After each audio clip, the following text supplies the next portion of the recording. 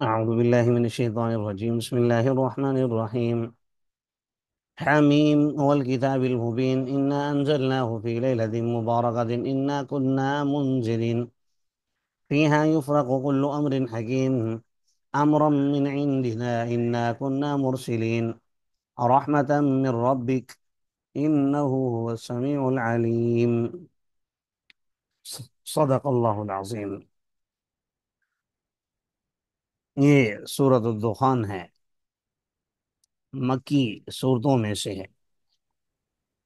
وہی 59 آیہ وثلاث رکوعات، اس میں ایک کم 60 آیات ہیں اور 3 رکوع ہیں۔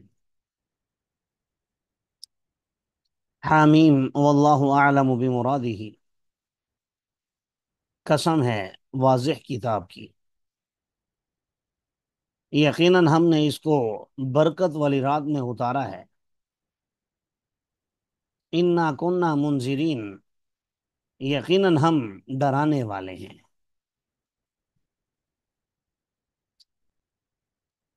وہ رات کیسی ہے؟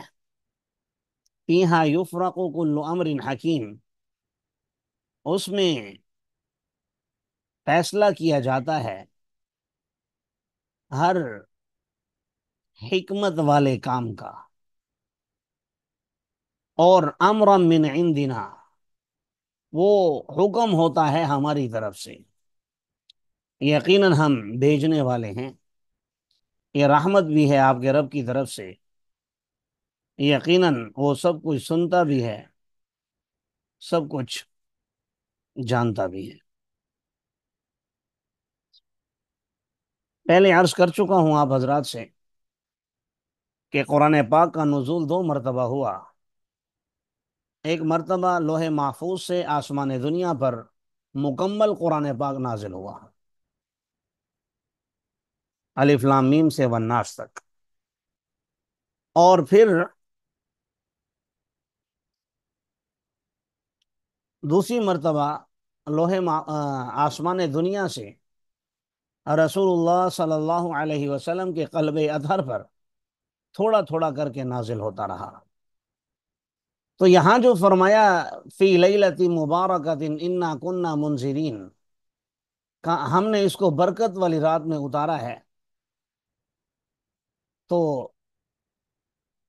قرآن آپ جانتے ہیں القرآن یفسر بعضہ بعضا، قرآن اپنے بعض حصے کی تفسیر بعض دوسرے حصوں سے کرتا ہے۔ جیسے آپ ہر نماز میں پڑھتے ہیں کہ ہمیں انعام یافتہ لوگوں کے راستے پر چلائیے، پھر آپ آگے چل کر کے پڑھتے ہیں اولئک الذین انعم اللہ علیہم من النبیین والصدیقین والشہداء والصالحین وحسن اولئک رفیقا۔ تو اسی طرح یہاں قرآن نے کہا برکت والی رات، تو یہ کون سی رات ہے؟ دوسری جگہ انا انزلناہ فی لیلۃ القدر وما ادراک ما لیلۃ القدر، تو وہاں وضاحت کر دی کہ قرآن لیلۃ القدر میں نازل ہوا، شب قدر میں۔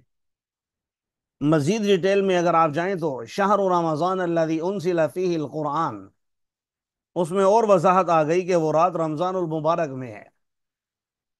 پھر احادیث نبویہ کی طرف جائیں تو اور ڈیٹیل مل جاتی ہے۔ اچھا، بعض حضرات نے یہاں پر شب بارات کا تذکرہ کیا ہے، جسے ہم 15 شعبان کی رات کہتے ہیں، کہ اس رات کی بھی بڑی اہمیت ہے اور یہاں وہ مراد ہے، اور اس میں اس طرح کے فیصلے صادر ہوتے ہیں وغیرہ وغیرہ۔ یاد رکھیے کہ یہاں تو بظاہر جیسے میں نے قرائن ذکر کیے ہیں شب قدر ہی مراد ہے، لیکن شب بارات کی بھی فضیلت سے انکار نہیں ہے، کیونکہ تقریباً جہاں تک میرے ذہن میں ہے 20-30 صحابہ کرام رضوان اللہ علیہم اجمعین سے اس کی فضیلت کے حوالے سے اور اس رات کی عبادت کے حوالے سے روایات مروی ہیں۔ ہاں، کوئی خاص طریقہ مخصوص نہ کیا جائے اپنی طرف سے، اسے لازمی نہ سمجھا جائے، نفلی عبادات کی جائیں تو اس میں کوئی مذائقہ نہیں ہے، اور یقیناً اللہ کی ذات سے امید ہے کہ وہ اللہ کے قرب کا ذریعہ بنے گا۔ انہ هو السمیع العلیم اور رب السماوات والارض وما بینہما ان کنتم موقنین، وہ ذات ایسی ہے جو آسمانوں اور زمین اور جو کچھ ان کے درمیان ہے ان کی پروردگار ہے، اگر تم یقین رکھتے ہو۔ نہیں ہے کوئی الہ مگر وہی، زندگی بھی دیتا ہے اور موت بھی دیتا ہے۔ صرف تمہارا رب نہیں ہے، تمہارا بھی رب ہے، تمہارے پہلے آباء و اجداد کا بھی رب ہے۔ اب یہاں تک اللہ تبارک و تعالی نے کتاب کا اپنا تعارف پیش کیا، اور اتنا واضح اور کھلا یہ تعارف ہے کہ اس میں کسی قسم کی کوئی شک و شبے کی گنجائش نہیں ہے۔ اس لیے فرمایا کہ اگر اس کے باوجود کوئی نہیں مانتا، راہ راست پر نہیں آتا، بل ہم فی شک یلعبون، تو بات یہ ہے کہ وہ لوگ شک میں پڑ کر کھیل کود میں مصروف ہیں، اور کھیل کود میں جو مصروف ہوتا ہے اس کی توجہ عام طور پر دائیں بائیں نہیں ہوتی، وہ اپنے کھیل پر فوکس کیے ہوئے ہوتا ہے، جس کی وجہ سے وہ بہت سی قیمتی چیزوں کو، بہت سی ضروری چیزوں کو نظر انداز کر بیٹھتا ہے۔ لیکن اس نادان کو یہ نہیں پتا کہ گیم کتنا بھی اہم کیوں نہ ہو، کھیل کتنا مزیدار کیوں نہ ہو، تو انسان پوری زندگی پوری عمر نہیں کھیلتا رہتا، اس کا ایک ٹائم ہوتا ہے۔ آپ نے صبح شروع کیا ہے تو زیادہ سے زیادہ دوپہر تک کھیل لیں گے، عصر تک کھیل لیں گے، حد شام تک کھیل لیں گے، بس پھر وہ ختم ہو جائے گا۔ تو کھیل جتنا بھی انٹرسٹڈ کیوں نہ ہو، کتنا قیمتی کیوں نہ ہو، کتنے اس پر آپ کی رقم کیوں نہ لگی ہوئی ہو، جو مرضی ہو، بہرحال وہ ختم ہوتا ہے۔ تو فرمایا کہ شک کے بعد تحقیقات میں پڑھتے، سوچتے سمجھتے نہ، ایسا کچھ نہیں کیا، بلکہ کھیل کود میں مصروف ہو گئے، تو آپ انتظار کیجئے جس دن آسمان پر دھواں آ جائے گا واضح طور پر، یوم تأتی السماء بدخان مبین، یغشی الناس، جو لوگوں کو ڈھانپ لے گا، ھذا عذاب علیم، یہ دردناک عذاب ہے، اور ربنا اکشف عنا العذاب انا مؤمنون۔ اچھا، یہ سورت کا نام بھی آپ نے دیکھا، سورت الدخان، تو اس دھوئیں سے مراد کیا ہے؟ اس حوالے سے عبداللہ بن مسعود رضی اللہ تعالیٰ عنہ کی روایت ہے کہ اللہ تبارک و تعالیٰ نے کافروں کو متنبہ کرنے کے لیے، راہ راست پر لانے کے لیے، اور مادی دلائل دکھانے کے لیے، ایک تو قرآن حدیث نے بیان کیے، وہ سمجھ میں نہیں آ رہے ان کو، تو اللہ تبارک و تعالیٰ نے ان پر سخت قسم کا قحط مسلط کر دیا، اور اس وقت جب لوگ بھوک کی شدت میں آسمان کی طرف دیکھتے تو انہیں دھواں دھواں نظر آتا، حقیقت میں نہیں تھا، لیکن ان کو لگتا ایسے تھا جیسے ہر طرف دھواں چھایا ہوا ہو، بھوک کی وجہ سے، پیاس کی وجہ سے، اندرونی کمزوری کی وجہ سے۔ تو بعض حضرات نے کہا کہ یہاں پر دخان سے مراد یہ کیفیت ہے۔ یہ کب آیا تھا؟ ایک قول یہ بھی ہے حضرت عمر بن خطاب رضی اللہ تعالیٰ عنہ کے دور میں آیا تھا۔ دوسرا، بعض حضرات نے کہا کہ یہ ایک پیشن گوئی ہے کہ ایسا ہوگا، ہوا نہیں ہے ابھی، اور یہ قرب قیامت میں ہوگا۔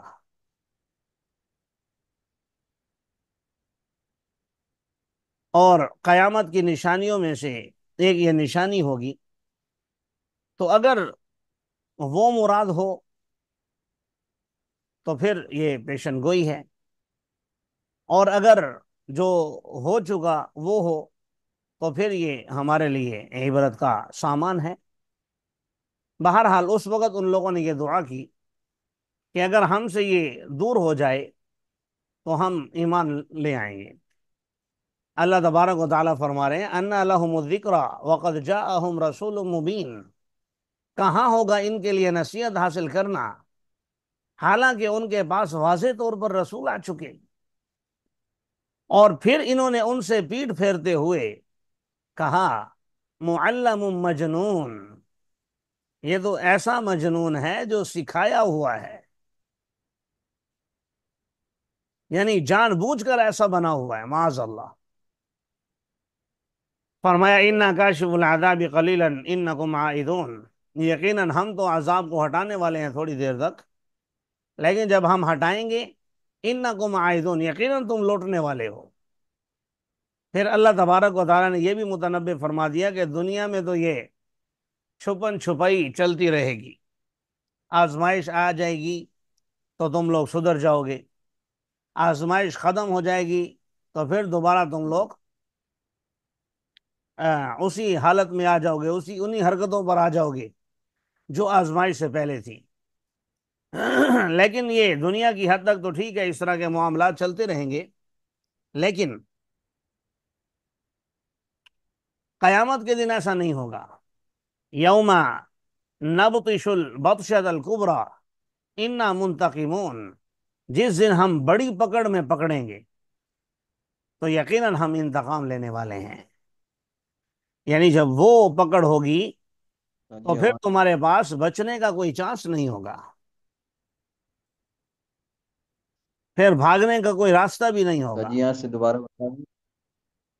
یوم جس دن ہم نبطش پکڑیں گے، البطشۃ، آواز کٹ گئی۔ ہاں ہاں، یوم نبطش البطشۃ الکبریٰ، جس دن ہم جی جی پکڑیں گے بڑی پکڑ میں، یعنی قیامت کے دن، یا دنیا میں وہ عذاب جو انسان کو دنیا سے لے جاتا ہے، جیسے پہلی قوموں پر عذاب آئے ہیں، تو انا منتقمون، پھر ہم انتقام لینے والے ہیں۔ وَلَقَدْ، اب آگے مثال کے طور پر ذکر کیا ہے فرعون کا، کہ ان سے پہلے ہم نے قوم فرعون کو آزمایا اور ان کے پاس ہم نے معزز رسول بھیجا جس نے آ کر یہ اعلان کیا ان ادو الی عباد اللہ، کہ اللہ کے بندوں کو میرے حوالے کر دو۔ فرعون نے غلام بنایا ہوا تھا نا بنی اسرائیل کو، کہ اس میں بھی ہمارے لیے عبرت کا سامان ہے۔ دیکھیں، ایک وقت تھا حضرت یوسف علیہ الصلوۃ والسلام تشریف لائے مصر میں، وزیر خزانہ بنے، پھر بادشاہ بنے، اپنے والدین کو، اپنے بھائیوں کو، سب کو بلا لیا، پھر کنبے قبیلے ان کے بڑھے اور وہ بادشاہ کا خاندان کہلانے لگا۔ پھر وقت کے ساتھ ساتھ جب نسل در نسل آگے لوگ آئے اور انہوں نے ان کو ان کی بدعمالیوں کی وجہ سے اللہ تبارک و تعالیٰ نے آزمایا اور ان پر فراعین مصر کو حاوی کر دیا، جو بادشاہ تھے اب ان کے بچے قتل ہو رہے ہیں، لیکن وہ اس سے سوال نہیں کر سکتے، اسے منع نہیں کر سکتے۔ اس میں بہرحال میں عرض کر رہا تھا کہ ہمارے لیے عبرت کا سامان ہے کہ وَتِلْكَ الْأَيَّامُ نُدَاوِلُهَا بَيْنَ النَّاسِ، ایام لوگوں کے درمیان پلٹتے رہتے ہیں۔ آج اگر آپ کے پاس مال و دھن دولت اور سب کچھ موجود ہے تو اس پر اترائیے مت، کیونکہ ہو سکتا ہے کل یہ سب آپ سے چھین لیا جائے۔ جی، ان ادو الی عباد اللہ، تو حضرت موسیٰ علیہ السلام نے اعلان فرمایا کہ اللہ کے بندوں کو میرے حوالے کر دو، ادو، مجھے دے دو، ادا کر دو مجھے، یقیناً میں تمہاری طرف رسول بن کر کے آیا ہوں، امانت دار۔ وَأَلَّا تَعْلُوا عَلَى اللَّهِ، اور اللہ پر سرکشی مت کرو۔ دنیا میں تو بدماشیاں کر لی، لوگوں کو حقیر سمجھ لیا، قتل بھی کر دیا، تکبر بھی کر لیا، سب کچھ ٹھیک ہے، لیکن اللہ کے سامنے سرکشی مت کرو۔ جس رب نے تمہیں پیدا کیا ہے اس سے بڑا بننے کی کوشش نہ کرو۔ انی آتیکم بسلطان مبین، یقیناً میں تمہارے پاس واضح دلیل لے کر کے آیا ہوں۔ جب دلائل دکھائے، آپ جانتے ہیں موسیٰ علیہ السلام کا واقعہ گزر چکا ہے بار بار، تو اس نے آگے سے قتل کی دھمکیاں دی فرعون نے۔ تو انہوں نے کہا انی عوذت بربی وربکم ان ترجمون، میں اپنے اور تمہارے رب کی پناہ میں آتا ہوں اس بات سے کہ تم مجھے رجم کرو، اور اگر تم مجھ پر ایمان نہیں لاتے فاعتزلون، تو مجھ سے جدا ہو جاؤ، مجھ سے پھر الگ ہو جاؤ۔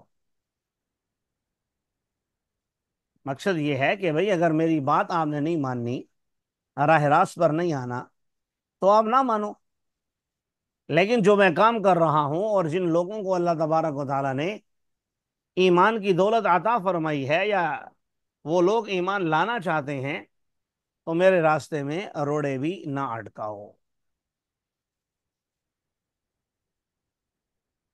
لیکن جب وہ نہیں مانے تو حضرت موسیٰ علیہ السلام نے اپنے رب کو پکارا ان ہؤلاء قوم مجرمون، کہ یہ مجرم قوم ہے۔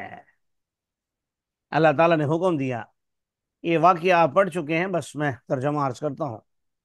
میرے بندوں کو لے کر چلیے راتوں رات، اور یہ بھی یاد رکھیے انکم متبعون، یقیناً تمہارا پیچھا کیا جائے گا۔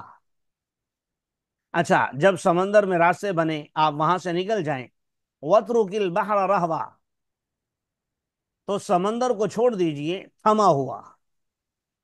ہم نے جو راستہ بنایا ہے اسے اسی طرح تھما ہوا چھوڑ دیجئے، دوبارہ عصا مار کر راستہ بند نہ کیجئے۔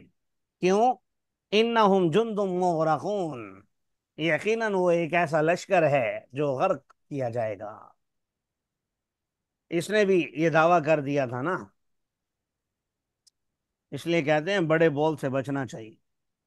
موسیٰ علیہ السلام نے جب سمندر میں راستے بنائے، تو کہیں تاریخی روایات میں نے پڑھا تھا، تو فرعون نے یہ کہا کہ یہ راستے تو میں نے بنائے ہیں، میں انا ربکم الاعلی ہوں، راستے میں نے بنائے ہیں تاکہ میں اسے زندہ گرفتار کروں اور ان سب کو عبرتناک سزا دوں۔ اب جب یہ سمندر کے کنارے پہنچا، پتا تو تھا کہ بھائی راستے میں نے نہیں بنائے، بس قوم کے سامنے بھڑکے ماری ہوئی تھی۔ اب اندر جاتے ہوئے گھبرا بھی رہا تھا کہ بھائی مجھے نہیں جانا چاہیے، گڑبڑ ہو جائے گی، لیکن جائے بغیر چارہ کار بھی نہیں ہے، کیونکہ قوم کو بھی کہہ چکا ہے کہ میں نے راستے بنائے ہیں۔ بہرحال اللہ تعالیٰ فرما رہے ہیں کم ترکوا من جنات وعیون وزروع ومقام کریم ونعمت كانوا فيها فاکہین كذلك وأورثناها قوما آخرین، کہ کتنے انہوں نے باغات چھوڑے، چشمے چھوڑے، کھیتیاں چھوڑی، ومقام کریم، اور عمدہ عمدہ مقامات چھوڑے، یعنی شاندار قسم کے خوبصورت محلات، اور وہ نعمتیں بھی جس میں یہ مزے سے رہ رہے تھے۔ وَنَعْمَةٍ كَانُوا فِيهَا فَاكِهِينَ، اور وہ عیش و عشرت کا سامان بھی جس میں یہ مزے اڑا رہے تھے۔ دوسرے مقام پر، میری آیت میرے ذہن میں نہیں آ رہی، دوسرے مقام پر اللہ تعالیٰ نے یہ بھی کہا کہ انہوں نے یہ سوچا بھی نہیں تھا کہ اب ہم جو جا رہے ہیں تو واپس نہیں آئیں گے۔ ظاہر ہے جب انہوں نے موسیٰ علیہ السلام کا پیچھا کیا تو اس وقت تو فرعون کا دعویٰ یہ تھا ان ہؤلاء لشرذمۃ قلیلون، یہ تھوڑے سے چٹکی بھر لوگ ہیں، انہیں تو ہم بس مسل کے رکھ دیں گے، انہوں نے ہمارا کیا بگاڑ لینا ہے۔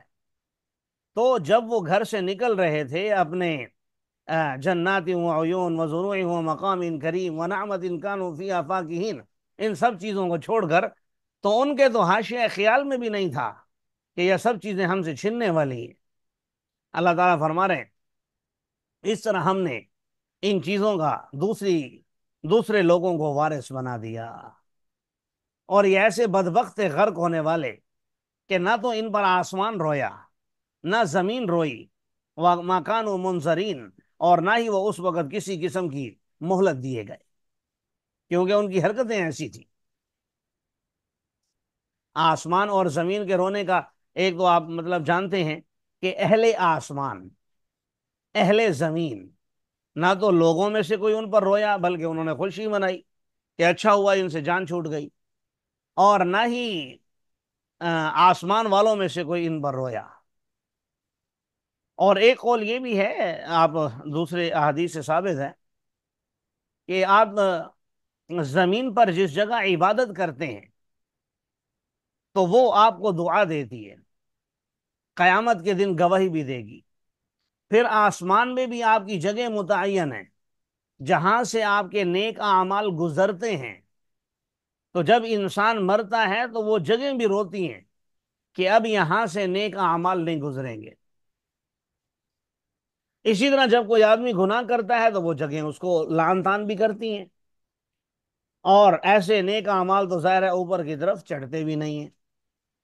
تو یہ بھی ہو سکتا ہے جو دوسرا مطلب میں نے عرض کیا کہ حقیقت میں آسمان روتا ہے بعض لوگوں پر، حقیقت میں یہ زمین روتی ہے بعض لوگوں پر، لیکن یہ بدبخت ایسے تھے نہ تو ان پر آسمان رویا، نہ ہی زمین، اور نہ ہی وہ مہلت دیے گئے۔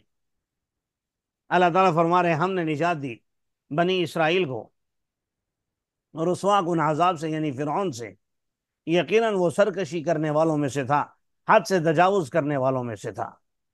وَلَقَدِ اخْتَرْنَاهُمْ عَلَىٰ عِلْمٍ عَلَى الْعَالَمِينَ، اور ہم نے ان کو فضیلت دی تمام جہان والوں پر جان بوجھ کر، اور ہم نے ان کو آیات دیں جس میں واضح طور پر آزمائش تھی۔ ان هؤلاء ليقولون، یقیناً وہ کہا کرتے تھے کہ نہیں ہے وہ مگر ہمارا پہلی مرتبہ مرنا اور ہم اٹھائے نہیں جائیں گے۔